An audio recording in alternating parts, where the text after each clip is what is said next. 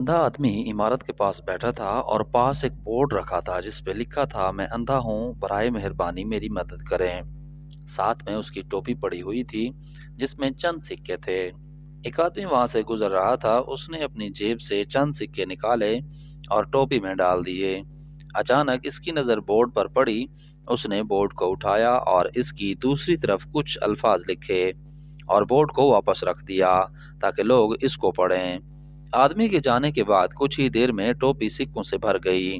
दोपहर को वही आदमी वापस जाने के लिए वहां से गुजर रहा था कि अंधे ने इस आदमी के कदमों की आहट को पहचान लिया और इससे पूछा कि तुम वही हो जिसने सुबह मेरे बोर्ड पर कुछ लिखा था।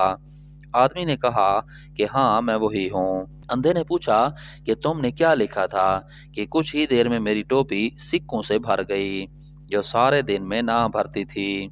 आदमी बोला, मैंने सिर्फ सच लिखा, लेकिन जिस अंदाज में तुमने लिखवाया था इससे थोड़ा मुख्तलिफ था।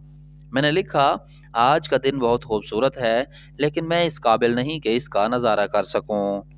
आदमी ने अंधे को मुखातिब करके कहा, तुम क्या कहते हो कि जो पहले लिखा था और जो मैंने बाद में लिखा, दोनों का इशारा एक ही तरफ है। अंधे ने कहा, यकीनन दोनों तहरीरें यही बताती हैं कि आदमी अंधा है, लेकिन पहली तहरीर में सादा लफ्ज़ों में लिखा था कि मैं अंधा हूँ और दूसरी तहरीर लोगों को बताती है कि आप सब बहुत खुशकिस्मत हैं कि आप अंधे नहीं हैं।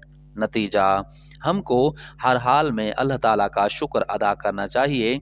हमारा ज़हन तख्लीकी होना चाहिए, ना कि लकीर के फ़कीर जैसा। हमें हर हाल में मस्बत सोचना चाहिए। जब ज़िंदगी आपको 100 वजूहात दे रोने की, पछताने की, तो आप ज़िंदगी को 1000 वजूहात दें मुस्कुराने की। अफ़सोस के बगैर अपने माज़ी को तस्लीम करें, एतमाद के साथ हाल का सामना करें और खौफ के बगैर मुस्तकबिल के लिए तैयार रहें।